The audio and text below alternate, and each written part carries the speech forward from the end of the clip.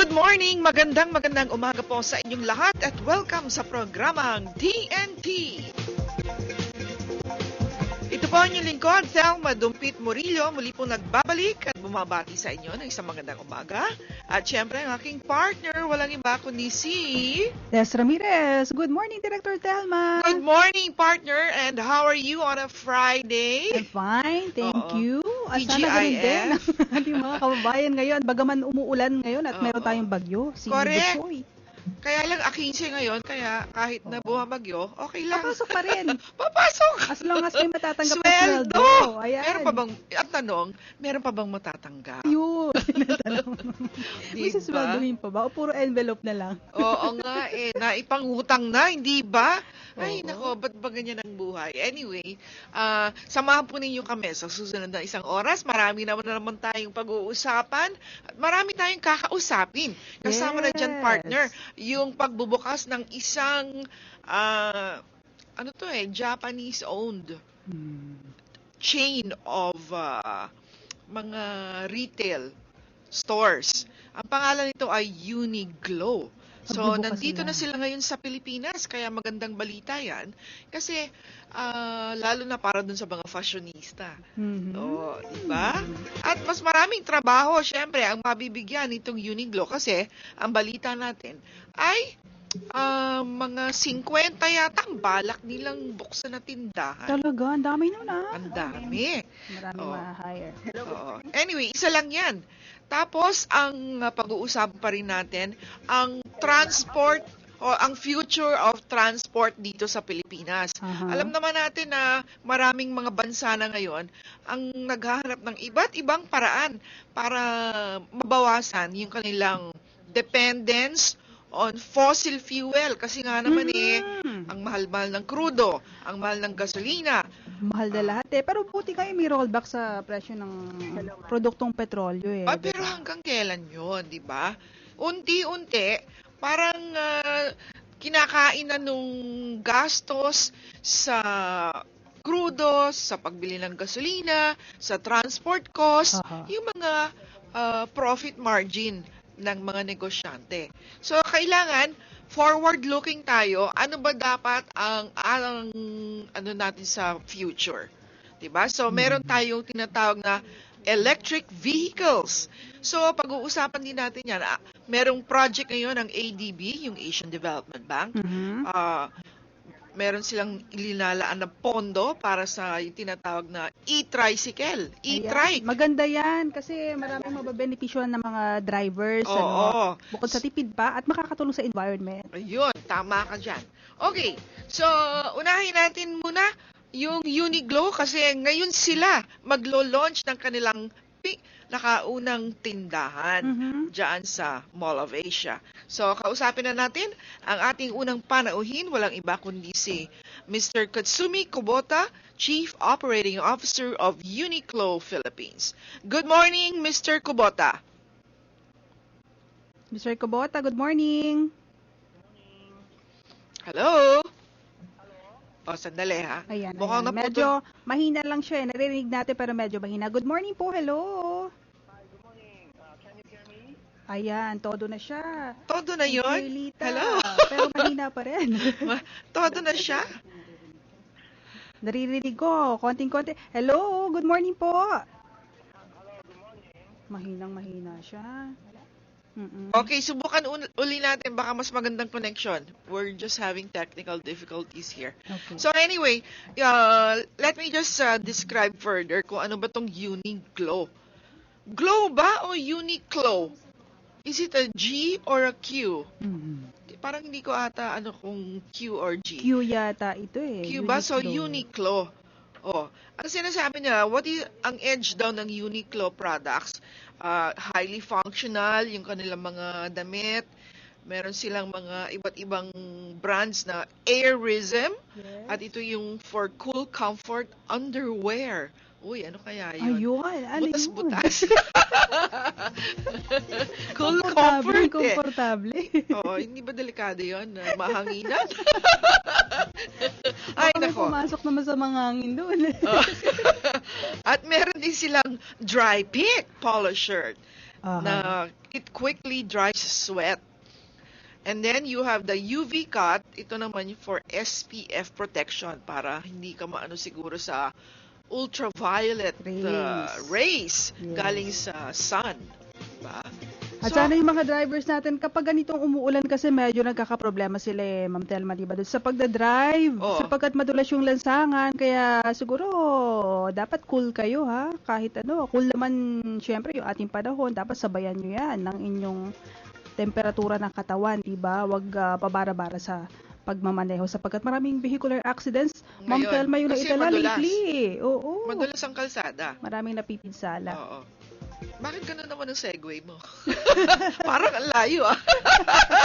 Naalala ko lang, ito kasi sa mga driver ngayon, di ba? Ito tungkol sa sasakyan din yung ating tema ngayon. Oh. So yun, naipasok ko lang naman, Ah. paalaala sa kanila. Kasi EV driver, sweet Yes. lover. Oh, may iba na kasi Sarap ngayon. maging sweet sila. Always. Maiiwan na kasi yan. Kasi yung jeepney driver, di ba? Usually yan ang nakalagay sa mga, anong tawag doon? Yung ano nila? Sa loob ng jeep. Oo, ibababasa yung mga doon. nakasulat doon. Basta driver, sweet lover, sabi nila. Correct. Oo. Pero pa akong nababasa doon Ano? Judas ang hindi magbabayad. At saka, upong 15 lang po. Oh. Wala lang ngayon yun, di ba? Wala Hindi na. na 15. Upong 25. Magkano ba pamasahe ngayon sa jeep? 8 pesos. 8 pesos? Mm. Oh. At sana nga magkatotoo yung sinasabi ng ilan sa mga transport groups na bababaan nila Oh. yung presyo sapagkat Oo. may rollback naman patuloy sa presyo ng gasoline. Oo. Nakapagtataka, no? Bakit kaya biglang linggo-linggo meron na ngayong pagbaba ng presyo? Ano ibig sabihin nun? Yung presyo sa merkado, pandaigdigang merkado, bumababa. So, ang effect ay pagbaba rin ng Oo. price natin dito. Oo. Sana nga magtuloy-tuloy yon, Director Telma, sapagkat yung naging problema natin itong mga nakakaraan, di ba? Continuous yung Oo. Yung kaya pagbukso, dahilan? pagtaas. Yung kaya dahilan kung bakit sila nagbababa o takot silang mabuksan yung kanilang libro. Hello? Hello? Ayan, may nag-hello na. Nandiyan na Sabihin sa natin. ating linya ng komunikasyon ang ating unang-unang panauhin sa programa, Mr. Katsumi Kubota. Mr. Kusumi, good morning. Mr. Mr. Kusumi. Katsumi Kubota-san. Hi, yes, that's me. Good morning. Good Good morning. morning. Po. Yes, how are you? Fine. Okay. Yes, hello. Yes, we'd like to welcome you to the program. You're live on Radyo ng Bayan and Business Radio. Thank you so much. Thank you. Yes. First of all, would like to congratulate you. I believe that you are opening today your first store at the Mall of Asia. Yes, I'm in the store now. You're in the store now. All right. Maybe we can ask you, what made you decide to invest here in the Philippines to open your stores? Okay, English? Hello? Mr. Kubota-san, Nawala na ba? ang hirap ang komunikasyon. Okay, Dapat- nawala na. Oo. Pinaubaya ko na sa inyo yung pag-uusap, Ma'am Telma, sapagkat hindi ko marinig mahina siya, kaya Oo. isa lang yung natin, So, pero nawala sa linya, na-disconnect. Na-disconnect yung ating tagapagsalita. Anyway, babalikan natin, gagawan lang paraan. Nakikilibukan yung sayang patuloy naman. dito sa programang TNT, mga kaibigan natin sa inyo ng Philippine Broadcasting Service at ng Department of Trade and Industry. TNT Explosivo. Pinangungunahan ng DTI Director for Public Relations Office at isa ring dating tagapamahayag na si Ms. Thelma Dumpid Morillo at Radyo ng Bayan Anchor na si Tess Ramirez.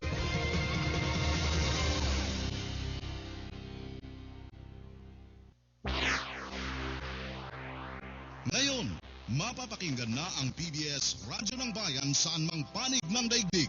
Sa pamamagitan ng internet, mag-log on lamang sa www.pbs.gov.ph. I-click ang Radyo ng Bayan Live o kaya sa www.pinoywebcaster.com. I-click lamang ang listen. Worldwide na ang PBS Radyo ng Bayan, ang radyo ng bayan. I started Reyes Hair Cutters 10 years ago to give Filipinos salon care na hindi masakit sa bulsa. So kahit 49 pesos lang ang gupit sa amin, ang quality no different from more expensive salons. At yung promise na yan, dapat i-replicate sa lahat ng Reyes Hair Cutters sa bansa. How can Les Reyes maintain his quality without passing his costs to his customers? By having customized and cost-efficient solutions. Expert kami sa hair cutting. PLDT SME Nation ang expert sa cost cutting. Real entrepreneurs need real solutions. PLDT SME Nation. Success made easy. TNT. Explosivo. Explosivo. Explosivo. Okay, muli po nagbabalik ang programang TNT sa bayang napapakinggan tayo. Ang partner saan? Himpilan DZRB Radyo ng Bayan, 738 kHz at sa aming kapatid na himpilan DWBR FM 104.3 MHz ang business radio and of course sa lahat ng stasyon ng Radyo ng Bayan nationwide, Ma'am Telma, at That's worldwide right. Yes. sa pamamagitan ng internet. Okay. Live streaming po kami. Partner, nais natin magpasalamat sa PLDT at sa kanilang kumpiyansa sa ating programa. Mhm. Sila ay isa sa ating mga sponsor. Ayan, salamat po. So maraming salamat po at sana ay humaba pa ang ating relasyon. At connection sa kanila. Oo. Pili po kayong konektado dito sa DZRB, Radyo ng Bayan at syempre sa programang TNT. At dumako na tayo sa ating tanong ng tao. Para sa umagang ito, ang ating pong katanungan, ano ang Japanese brand ng damit na magbubukas ng kanilang kauna-unahang branch dito po sa Pilipinas ngayong araw na ito, dyan po sa Mall of Asia. Muli, ano yung Japanese brand ng damit na magbubukas ng kanilang kauna-unahang branch sa Pilipinas ngayong araw na ito sa Mall of Asia? Medyo mahirap yan kung hindi sila nakikinig, pero sana nakinig sila mabuti So, kanina. text na kayo sa 0917-422-6342. 0917-422-6342. At syempre, i-text ninyo ang pangalan ninyo at ang address at ang inyong sagot. Tamang sagot dapat. Oo, Para manalo kayo. Manalo ng exciting prizes. Yan. At kukunin lang ninyo yan sa guard. Ayun. Guard na matatagpuan po dito sa fourth floor. Fourth floor lobby. Lobby ng ng Fourth floor lobby. PIA building. Correct. Philippine Information Agency building. Oo. At nais din natin ipaalala para po doon sa may mga komento, suggestion, reklamo. Tumawag po kayo sa DTI Direct sa 751-3330. Yung mga reklamo sa pagsasamantala sa presyo ng bilihin, Ma'am Telma, kasama rin ba yan? Kasama yun, lahat. Lalo ngayon, Oo. Umuulan. Baka yung iba Kahit magsamantala anong sila. reklamo, itawag po ninyo sa number na yan. Maaari rin po kayong mag-email sa amin sa, ano na nga ba yung, ayun, TNT Radyo ng Bayan @gmail.com para po matanggap namin yung inyong mga reklamo. Okay? So, good news naman tayo. Partner Tess. Yes. Oo. Una nating good news sa araw na ito, yung mga, kasi pinag-uusapan natin reklamo, di ba? Mhm. Yung meron tayong mga turista dumadating sa ating bansa para lalo pang matulungan sila at mapaganda yung kanilang pagbisita dito sa Pilipinas. Itong ASEAN ay meron na silang itinatag na tinatawag na ASEAN Committee on yung para sa mga ASEAN Committee ACCP. Ano nga ba ibig sabihin ng ASEAN Committee on Consumer Protection. Mhm. Yan. So, kung ikaw ay isang turista, bumili ka sa isang tindahan at yung nabili mo doon ay may sira. Papaltukin. Ha? Papaltukin. Ano yung papaltukin? Palpak. Ayun. Basta kung may May sira kapalpakan yung doon sa yung produkto. produkto, Oo. pwede mong ireklamo ngayon 'yan. Basta lang pumunta ka dun sa yung parang ahensya nila, equivalent natin nung yung Bureau of Trade Regulation and Consumer Protection. Meron silang mga ahensya sa bawat ASEAN countries. So 10 yan. So kunyari bibisita ka ng Thailand. Oh, meron doon. may binili ka doon na gamit na sira. Oh, pwede mong ireklamo yan at ang magpa-follow up na yan yung ating bureau naman dito. Yung pag-action nila, mabilis rin kaya? Ayan. Ma-actionan Diyan masusubukan. Doon masusubukan. Oo, doon masusubukan. Pero itong mekanismo ay itinatag nitong ASEAN nga Committee on Consumer Protection dahil maraming consumers na mga turista yan o trader na nakakabili ng hindi magandang produkto. So wala silang form of or way of redress or yung maisoli, maipalitan. Pagka nabili mo sira na, wala na sila magagawa. Wala ka na magagawa, di ba? Pero dahil nga dito, ngayon pwede ka na magreklamo. May habol na po kayo. Huwag kayo maglala at huwag rin kayo maglala. Hindi siguro aabot ng 1 taon yan. bago nila ma-actionan. Sana nga maging mabilis So ang ang proseso pagka nakabili ka nga nung ganon, dadalhin mo lang yan dun sa agency, tapos bibigyan ka ng tracking number para alam mo kung pag nag-report ka at saka nag-follow up, alam mo at maibibigay mo sa kanila kung ano yung tracking number. Yes. Diba? At yun ang susundan naman ng ating Philippine Bureau of Trade Regulation and Consumer Protection. Alright. Ganun po yung proseso doon. Oo. Okay. TNT Explosivo. Pinangungunahan ng DTI Director for Public Relations Office at isa ring dating tagapamahayag na si Ms. Thelma Dumpid Morillo at Radyo ng Bayan Anchor na si Tess Ramirez.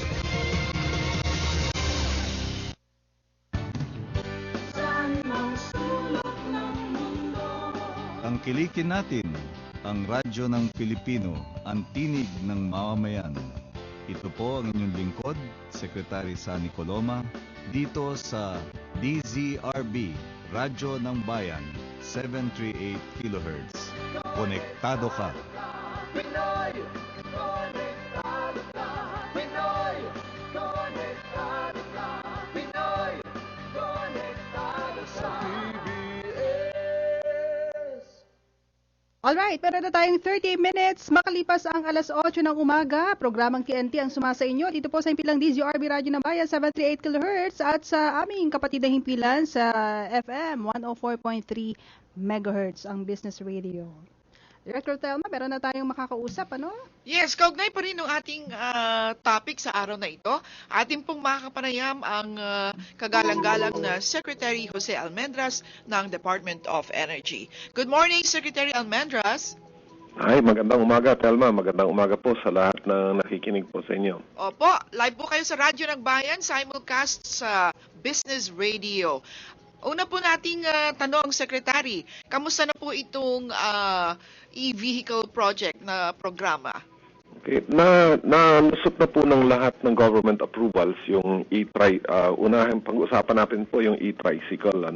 Bakit po natin inuuna yung e-trike? Dahil nga yung tricycle po ang means of transportation ng ating sinasabing pinakamahirap at pinaka-remote na areas.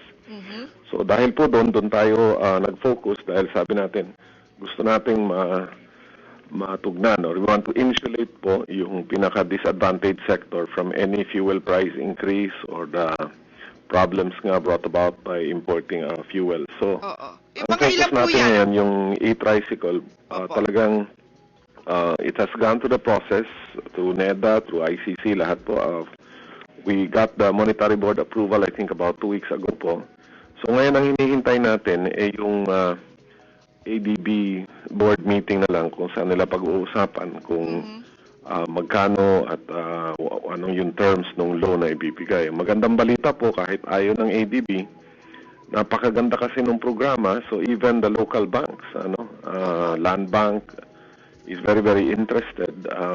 Sabi nga nila, we don't really need to borrow money from abroad. It's just Ang kailangan po namin is we're trying to find the cheapest possible source kasi nga ang target nito, ang magmamay-ari po ng e-trike ay yung driver mismo. So hindi na po siya buong buhay na magba-boundary araw-araw. Ayun. Nung nakausap ko nga po yung ating mga driver na nag-pilot po kasi tayo sa iba-ibang lugar. Nung pinag-usapan, kasi pinag-aralan natin yung business model nga at saka yung economic model nung paano mag-roll out ng programa. Nung sinabi ko na ganito po yun, imbis na magbabayad kayo ng boundary araw-araw, medyo tataas ng konti yung bayaran ninyo, pero after 3 or 5 years, kayo na po ang may-ari ng sasakyan na to. Sa kanila na yung tricycle. O, halos maiyak po yung mga driver. Sabi nila, Sek, never namin na naisip na dadating pala ang panahon na kami pwede magmay-ari ng aming ginagamit at pwede pa naman namin. Sabi manong isa, ibig nyo pong sabihin, sir, pwede kong ipamana sa mga anak ko to. Sabi ko, opo, magiging sa inyo na to. So, napakaganda po ng programa in the context na marami pong winners, no? First, yung economic model po. Yun na nga, no? It will be built in the Philippines, made in the Philippines. So, it will generate jobs. Marami pong trabahong mangyayari. As a matter of fact, dalawa pong kumpanyang Hapon, ang sinabi na nila sa ADB na pag natuloy ito, magbibid sila at magtatayo sila ng factory dito. Wow, napakaganda. Kasi wala naman pong gumagawa ng tricycle, tayo lang, di ba? Wala naman pong, hindi naman po naiintindihan ng ibang bansa, lalo na yung mayayaman na bansa, wala ho sa kanila to eh. So, yung second economic advantage po ay pag natuloy na to, kahit saan pa pumunta yung presyo ng crudo o ng gasolina, hindi na po maaapektuhan tong sector na to. At effectively po, we insulate yung ating most disadvantaged sector, yung most remote sector natin from the swings po, yung biglang pagtaas ng presyo ng gasolina po. So, then there's the third economic advantage, which is really yung tricycle driver mismo na kung magbabasihan po natin yung pilot program na ginawa natin, tataas po ng konti, hindi naman konti, over 100, depende po sa rota, depende sa lugar, tumataas ng between 200 to 300 pesos yung actual take-home niya. After 3 years or 5 years, pag siya na may-ari nung e-trike po, wala na siyang babayaran, kumbaga wala na siyang hulugan, lalo pang, kumbaga sisipa yung take-home pay niya. So, livelihood improvement din po dun sa driver. And of course, yung mananakay, hindi na natin kailangan itaas yung presyo ng pamasahe dahil tataas ang presyo ng fuel po. Oo. Secretary, sa una pong rollout, ilan pong mga tricycles ang ating tinatarget? Ang tinatarget po namin talaga ay 20,000. Ang problema po, yung capacity in pag-produce sa susunod na buwan po towards the end of July. Yes. Nangyari po kasi meron po tayong contest na design. Sabi namin, magko-contest tayo kung anong magandang design. Siyempre, hindi naman pwedeng dayuhan ang magdisenyo nito. Hindi naman nila naiintindihan eh. So, nagpili po tayo ng 3 nanalo na siyang binigyan natin ng premyo. So, yung design na po na yun, pagmamay-ari ng gobyerno, napaka-importante po kasi nun. Kasi siyempre, kung merong may-ari ng design, kailangan magbayad tayo every time gamitin natin yung design. So, yung 3 design na nanalo, meron pong consultant na kinuha ang Asian Development Bank, mga Hapon po, na siya talagang nagde-design ng mga sasakyan para dun sa Japan po. Kumbaga, inayos po nila ng design. Inayos nila for safety, inayos nila for yung standards, kumbaga parang dinagdagan nila po yung dinesign ng Pilipino. Inayos nila yung technology portion nun without changing drastically the overall look and design. So matatapos po yung pilot nun by July. So meron po tayong mga prototype na lalabas by end of July. Doon po ibabase ngayon yung bid kasi siyempre gusto naman na ADB procurement po, ipapabid natin to sa mga Filipino companies. Marami na pong interesado ngayon. We hope for all practical reasons about production po, ang sinasabi natin, the first batch will really be 5,000, which will hopefully be available towards the end of this year or early next year. But yung tranche po is really 20,000. So magagamit din po pala Secretary ng DOE yung nanalong disenyo. Ano po? Opo, yun po, yun pong ginagamit Yun ang natin. Ang susundin nag-judge po noon is DOE, DOTC, DTI was also there, ang LTO, kasi pinagsama-sama ho natin lahat ng ahensya ng gobyerno na involved sa transportation po. Yes. Okay, Secretary, ano naman po yung mga e-vehicle na tumatakbo na ngayon sa iba't ibang bahagi po ng bansa natin? Meron na pong mga e-jeepneys, meron na pong e-trikes, maraming klase.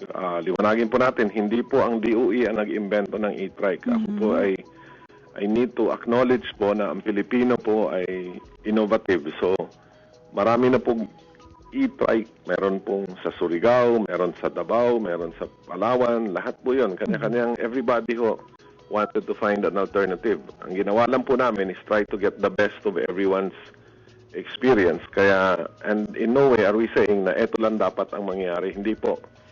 Ang ginagawa po natin ay sinisimulan lang. Ang gusto ko nga, sabi ko, yung design na yan, after 6 months, dapat iba na yung design, ma-improve na, di ba? Oho. So, ang predominant ngayon po is e-tricycle or e-trike. Meron tayong mga e-jeepneys. Mahal pa po kasi yung electric cars. Meron na mga tumatakbo dito. Meron nga yung Mitsubishi na iMIV na tumatakbo. Ang ganda po, mabilis. Malamig yung aircon, very practical. Ang problema lang ho, napakamahal. So, tapos meron din po tayong tumatakbo ngayon ng isang direct hybrid na electric bus. Kasi pinag-aaralan din po yun. Tinatanong nga ng mga tao, bakit ba tayo lahat? In-explain ko po na may mga economic advantages, pero ang pinakamaganda pa po nun ay really yung pollution po. Pag napalitan natin yung mga internal combustion engine na tricycle, mas malinis po ang hangin. Yan po ang experience sa Mandaluyong na nalaman po nila na karamihan sa pollution doon ay galing ho sa mga tricycle na tumatakbo. Kasi Naku, tama po kayo dyan. So, yun po talaga ang magandang resulta din. Malilinis natin yung hangin, mawawala yung ingay, so it will improve the environment po. At dalawang tanong na lang po bago namin kayo pakawalan. Una po, yung paano ang gagawing pagpili sa mga beneficiary nitong e-trike na ito? And Okay, then pangalawa, ito po ang mga tricycle, kailangan nilang i-charge, ano po? May mga charging stations na ho ba tayo? Okay, ganito po yun. Yung programa po natin, kasi ngayon po, ang tricycle is regulated not by the national government po. Sa LGU po yan, sa local government unit. Okay. Kaya sila merong TRB or Tricycle Regulatory Board sa kada po munisipyo na siya nag-i-issue ng prangkisa, siya nagko-control. So, yung programa natin is designed to follow the existing structure. So, ang programa po nito, ngayon lang po, meron na kaming listahan ng lahat ng syudad at munisipyo na nagsabing ganito karami ang gusto namin.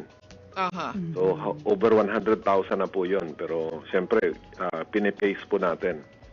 So, ang mangyayari po, we will the e-trike will be manufactured, gagawin, and the units will be given to an LGU. The LGU naman, sila ngayon magtatayo ng parang co-op na siyang magpapahiram ng tricycle dun sa mga drivers. Especially to the existing drivers na nandun na ngayon, yung may rota na ngayon. So, yung co-op na yun yung magkokolekta nung daily na, kumbaga, amortization po, yung daily na bayaran ng driver. Sama po yung prangkisa. That will be repaid through Land Bank. That will bridge finance it po.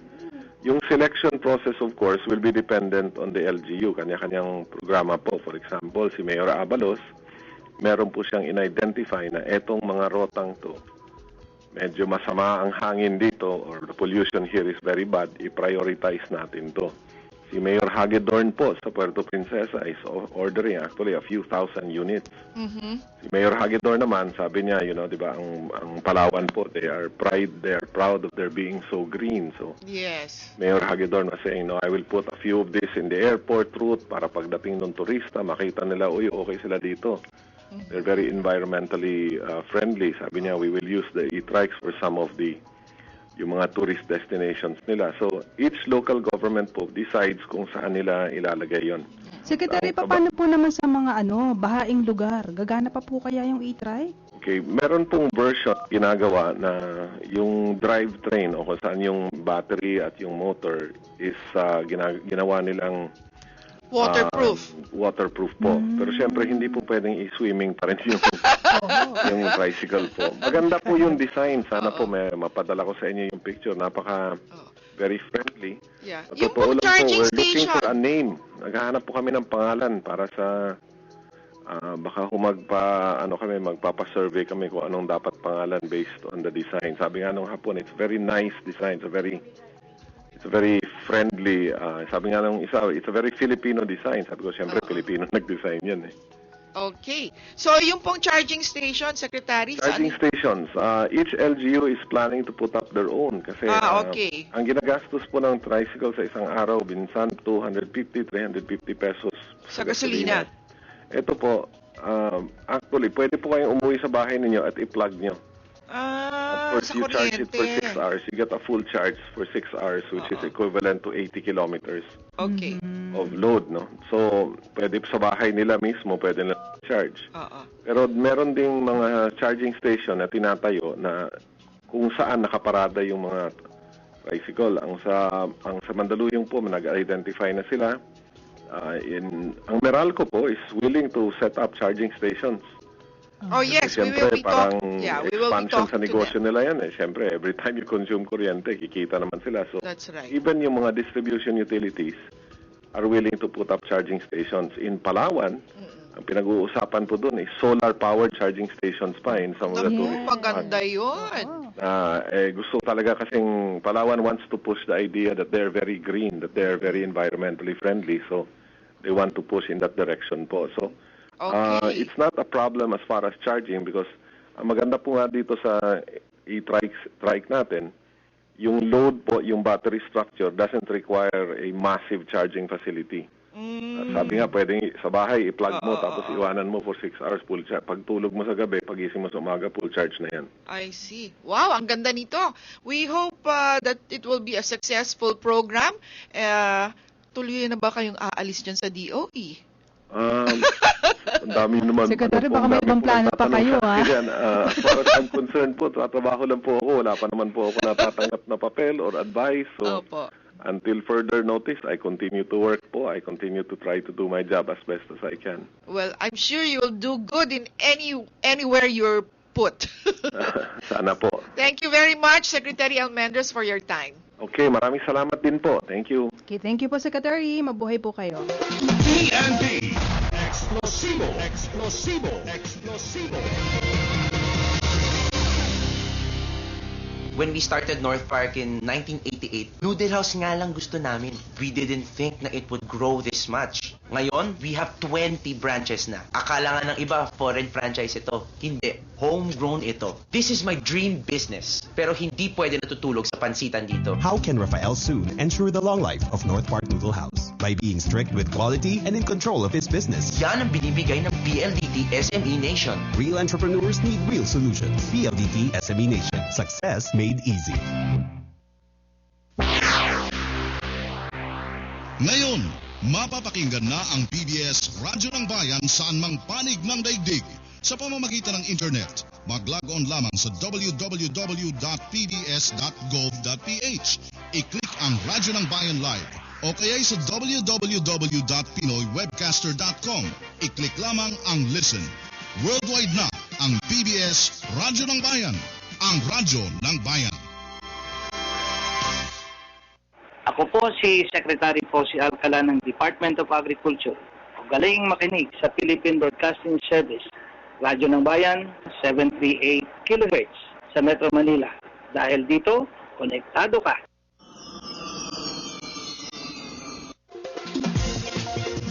TNT. Explosivo. Explosivo. Explosivo. We're back. Meron na tayong 46 minutes after 8. Ako po si Tess Ramirez. Kasama pa rin si Director Telma Dumpit Murillo ng Department of Trade and Industry. Ma'am Telma. Yes, at Partner, meron tayong makakausap. Kanina, binanggit ni Secretary Almendras na isa yung Mandaluyong, no? Sa mga LGUs na ngayon ay sinusubukan na itong e-trike. That's right. Oo. So, kakausapin natin ngayon yung e-trike monitoring office. Yung may hawak dyan, si Miss Shelo Martinez. Magandang umaga po, Miss Martinez. Hello po, good morning. Ay, babae ba yun? Good morning po, ma'am. Oo, Shelo. Pangalan Shelo, ng babae yun, Good morning po, Mr. Martinez. Good morning po. Akala ko babae yung Shelo.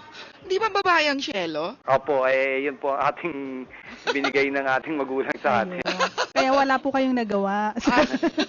Anyway, salamat po sa oras ninyo. Nais lamang namin kamustahin. Kamusta na po itong e-trike pagmamonitor nung paggamit at yung mga tumatangkilik? Kamusta po ang dyan sa So far, Mandaluyong? maganda naman po ang ating mga e-trike dito at tinatangkilik po ito ng ating mga kababayan dito sa ating bayan Mandaluyong po. Oo. Ano po yung mga komento ng mga mananakay? Maganda po at sinasabi po nila na mabilis at maganda, walang ingay at less pollution po talaga. Talagang walang pollution, zero po talaga. Mga ilan na ba yung e-trike na yan? So far, nasa 20 piraso lang po ito. 20? At balak po ang aming mayor dito sa Mandaluyong na magdagdag po ng sa akin po pagkakaalam 400 e-trike po. 400? Yun ang target ninyo? Yes, ma'am. Aba, okay. Magkano naman ang ginastos ng pamahalaan para dito sa e-trike na ito? Dito po sa amin, itong 20 pong nandito grant lamang po namin ito sa ADB, ma'am. Napakainam pala yan. So, ang may-ari niyan ay ang munisipyo? Opo. Dahil nag-grant nga po natin ito sa... Tapos, pinapagamit ninyo sa mga tricycle drivers? Yes, ma'am. At binabayaran sila ng swelduhan o boundary? O papaano po? Boundary po. 150 po ang boundary at yung pinakagasolina po or yung kuryente kinakain po nila ay 50 pesos. So, napakalaki po ng diferensya. I-compare po natin sa conventional tricycle na Mas mababa yung boundary, 150 lang. 150 lang. Actually po, pareho lang po ang boundary. Pareho lang. Opo, Ang nakakamura sila doon sa, kumbaga, kung saan babayaran nila ay gasolina, ngayon ay kuryente na lang. Dati gumagastos sila sa tricycle ng 250 to 300. Dito, 50 lang po, fix po. Talaga? Maghapon na po yun. Oo. Wow, ang galing. So, sa isang araw, magkano kinikita nila? Meron, hindi pare-pareho po. Meron po kumikita ng 1.5, may kumikita rin ng 1.5? Yes, ma'am. Mas malaki na po sa yun. jeep. Oo. Pwede na. Paano yung mga negosyante na gustong pumasok dyan sa e-trike? Pwede ba ninyong tulungan? Siguro po, ma'am. At nakikipag-usap lamang po sa atin para matulungan din po natin sila. Mr. Shelo, nais ko malaman, paano ninyo pinili pala yung mga 20 driver na ito? Nagpa-meeting po kami sa mga iba't ibang TODA. Ang TODA po ko rito sa aming bayan nasa 52 po. So, meeting po natin sila lahat, yung mga presidente, at humingi lang po tayo ng dalawa kung sino man po yung mapapalad na mabibigyan. Talaga. Paano po yung mga may gusto pang makapagmaneho ng e-trike? May pag-asa pa po ba sila? Meron pa naman po dahil meron nga po tayong parating na 400 na e-trike. 400 units pa. Marami-rami pa. Yung selection process po, dun sa mga beneficiaryo nun, ano ho yung magiging proseso? Siguro po, ang sasagot na po niyan yung akin pong hepe. Pero hindi ko po alam kung paano po natin yan Oo, kailangan pantay-pantay. May criteria para hindi mag-rally. Ito naman po sa binili natin 20 pair naman po at napagkasunduan naman po lahat ng TODA. So yung susunod po na 400 na target ninyo, ito po ba ay magiging rent to own na? Sa akin po pagkakaalam, yes. Ganun po ang gagawin ng aming mayor, rent to own. So kung sino yung mapili, magbabayad siya buwan-buwan, parang amortization, parang yes, gano'n. Yes, ma'am. Opo. Parang gusto ko na mag-tricycle Ma'am Telma. Okay, 1.5 a day pa lang kita, Pwedeng no? sideline.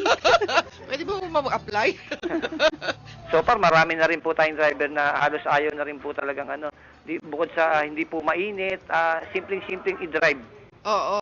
At saka yung ingay, Opo, yes. Wala naman siyang ingay ba? Ganun ba? Yes, ma'am. Talagang wala kayong maririnig. Kahit katapat nyo na po ito, hindi nyo maririnig kung ano. Aba, okay.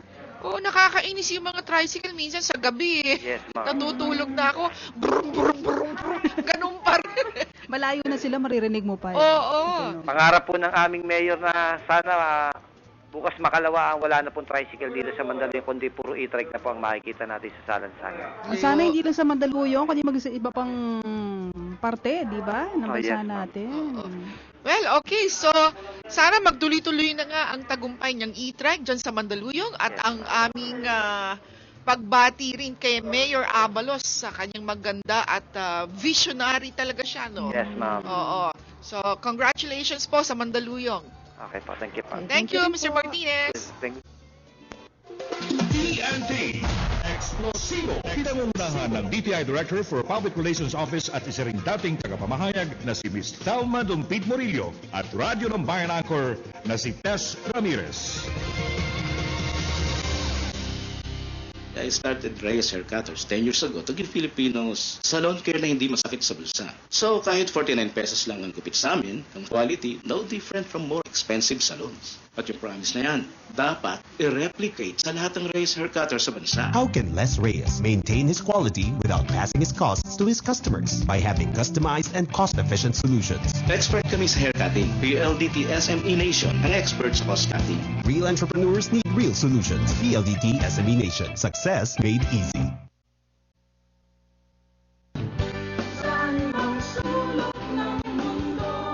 Tangkilikin natin ang radyo ng Pilipino, ang tinig ng mamamayan. Ito po ang inyong lingkod, Secretary Sani Coloma, dito sa DZRB, Radyo ng Bayan, 738 kHz.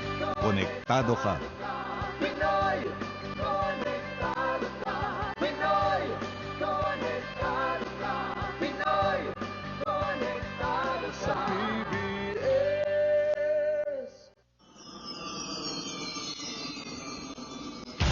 Ito ang pinakabagong programa na sasagot sa inyong mga problema, magpapasabog ng balita at impormasyong may kaugnayan sa pagninegosyo at kalakalan sa produkto at pamilihan. Narito na ang TNT Explosivo. Pinangungunahan ng DTI Director for Public Relations Office at isa ring dating tagapamahayag na si Miss Thelma Dumpid Morillo at Radyo ng Bayan Anchor na si Tess Ramirez. TNT Explosivo. Explosivo. Explosivo. 5 minutes before 9 o'clock at sa pagpapatuloy ho ng programang TNT, meron na tayong winner, Ma'am Telma. Meron na tayo, Sa tanong ng syempre. tao. Oo. At ang kanyang pangalan ay Sino siya? Jasper Rosario.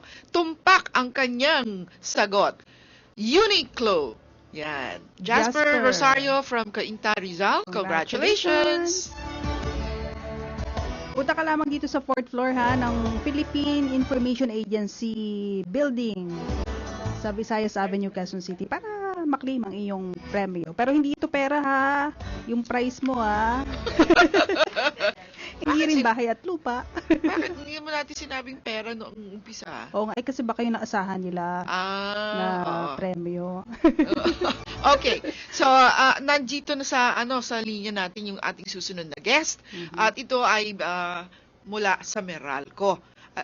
Kaugnay pa rin nung e-vehicle, alam ko itong Meralco meron silang parang roadmap para sa e-vehicle project. So, tanungin nga natin ang Vice President and Head ng Customer Solutions, si Miss Melinda Derpo ng Meralco. Good morning, ma'am. Magandang umaga po. Magandang umaga sa lahat ng nakikinig. Opo. Ma'am, kamusta po dyan sa Meralco? Magtataas na naman kayo. ng kuryente. Sigurado may pagkataas ngayong month of June di ba, Ma'am Derpo? Di ba, pagka tag-ulan usually bumababa ang kuryente. Alam niyo naman ho na hindi ba, pagka nagkaroon ng galaw sa presyo ng generation charges natin, yun ang nagkokos kadalasan nung pagtaas nung ating yung rate sa bill, di ba? So pagka yung katulad nito, nagkaroon na naman ng movement at tumaas na naman yung rates na bili namin sa kuryente. Yun na nag-cost na naman ulit ng magtaas. Lahat tayo nga. Kaya dapat lahat nga wala bang ibang source ng ang Meralco? Actually, the way we are sourcing nga yung power ngayon, talagang yung mix na ginagawa namin hangga't maaari, pababain yung overall price para sa mga customers ng Meralco, di ba? Like, there were instances before na halimbawa nagtaas ang isang generator ng presyo, pero dahil ang sinusupply niya sa Meralco ay hindi naman 100%, kundi ilang percent lang, nami-mitigate kahit papaano yung effect sa mga customers kasi hindi naman yung full effect ng pagtaas niya nafi-feel ng lahat, di ba? Kasi we have other generators also na binibring in namin na lower naman ang price para ma-blend ng yung presyo ba, mas mapababa mo. So, hanggat maaari, we're really looking for generation sources na mababa ang presyo para ma-temper natin kung ano man yung increase na nangyayari sa ibang generators. Okay, nalihis na tayo nalihis na po tayo sa pag-uusapan. Parating top of mind yung yung, di ba, yung rates Opo. Anyway. Sige po, ano po bang plan ng Meralco sa e-vehicle? Okay. Yung e-vehicle kasi, kaya kami very much interested dyan. Well, unang-una, syempre, ang laki ng magiging tulong yan sa environment natin, di ba? Parang, especially now na, I think, tayo sa Manila parang na-tag na tayo as one of the, hindi ba, yung in terms of pollution, medyo kailangan na mag-ingat na cities dito globally. So gusto naman namin din magkaroon ng share dun sa pagpapa-improve ng ating environment. So it's the green agenda. So nung lumabas yung it's actually a global trend di ba? So hindi naman siya bago sa Pilipinas, parang yung mga idea about smart grid, yung mga idea about electric vehicles, it's happening worldwide already. Tapos tayo naman sumusunod naman tayo doon. Siguro ang kaibahan lang is that in other countries, yung pag sinabing e-vehicle, kotse kaagad ang minamanufacture, like you have Nissan Leaf, you have yung Mitsubishi na i-MiEV, ganyan. Pero sa Philippines sana, ang gusto natin, yung mass transportation ang maging ma-convert natin to electric. Kasi as of now, sa pag-aaral ng DOE at saka yung sa ADB, doon sa project nila for the e-trikes, makikita din naman na talagang pinakamarami as of now na in terms of number of transportation, yung mga tricycles at saka motorcycles. So ngayon, ang Meralco gusto niyang mag-support dun sa objective na yun ng government also na i-improve din yung it's a green agenda. So una, ang plano namin is yung charging infrastructure kasi kailangan yun para maging robust yung industry na yan.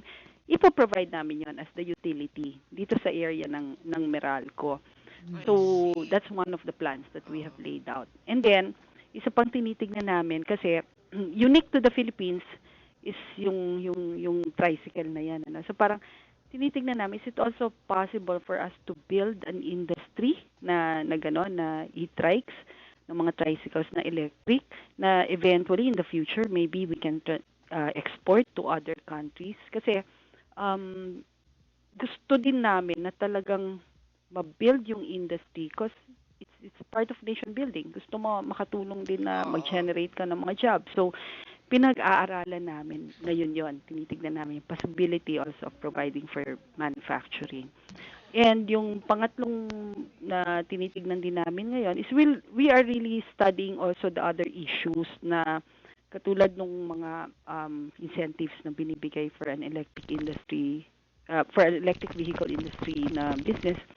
So, yung mga incentives niyan, tinitingnan namin kung anong dapat namin i-advocate ba sa government para mas mapabilis ang take-up ng mga electric vehicles. So, those are the major plans that we have right now. Wow, napakaganda po ng plano ng Meralco. Sana po magtuloy-tuloy Salamat po. ito. Tatawag po uli kami sa inyo, ma'am. At tatanong din namin sa inyo, ano po yung palagay ninyo dito po sa bill na nakasalang ngayon sa Senado para po sa inyong komento. So, for now, maraming po salamat, ma'am. Okay, thank you so much also at binigyan niyo kami ng pagkakataon din na mag-share ng mga plano namin. Opo. We'll Sige call po. you again. Okay, thank you very much. Thank you very much, Vice President and Head of the Customer Solutions ng Meralco, Miss Melinda Derpo. TNT. Explosivo, explosivo, explosivo. At sa lahat ng mga sumubaybay sa ating edisyon ng programa ng TNT ngayong June 15, maraming salamat po. Hanggang sa susunod na Friday, kami po yung mga nakasama ko si Tess Ramirez. Ako po, si Thelma Dumpit Murillo. Have a nice weekend, everyone. Ang oras sa hudyat, 2 minuto makalipas ang 9:00 ng umaga.